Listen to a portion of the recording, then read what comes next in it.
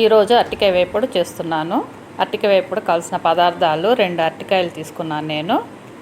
కావాల్సినంత నూనె, కారము, ఉప్పు, పసుపు. ముందుగా ఒక చిన్న గ్లాసుతో నీళ్ళు తీసుకోవాలి. అరటికాయ ముక్కలు తొక్క తీసి స్లైస్గా కోసుకోవాలి. అరటికాయని మరీ సన్నగా కాదు, దలసరిగాను కాదు, మీడియం సైజులో కట్ చేసుకోవాలి.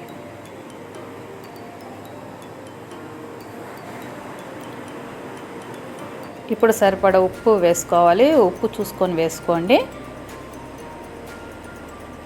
కొంచెం పసుపు, 1.5 స్పూన్ కారము వేసుకొని బాగా కలుపుకొని స్టవ్ మీద పెట్టి ఉడకబెట్టుకోవాలి. ఈ అరటికాయ ముక్కలు ఉడకడానికి 5 to 10 minutes పడుతుందండి. నీళ్ళంతా ఎగిరే వరకు ఉడకబెట్టుకోవాలి.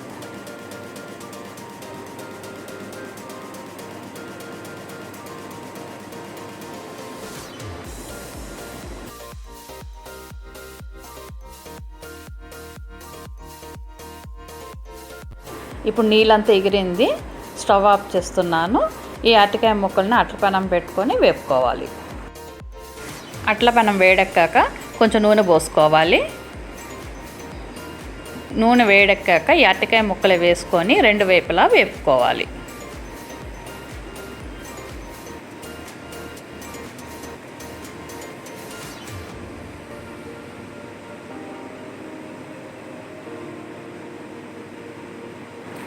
ఇప్పుడు ఒకవైపు వేగిందండి, రెండో వైపు కూడా తిప్పుకుంటున్నాను.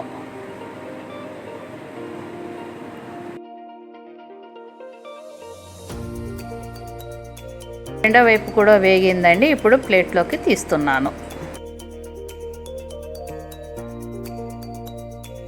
ఇలాగే అరటికాయ ముక్కలన్నిటినీ 2 వైపులా వేపుకోవాలి. అరటికాయ ముక్కలు వేపేటప్పుడు మటుకు స్టవ్ సిమ్లో పెట్టుకోవాలండి. కారం కదా, ఘాటు వస్తుంది.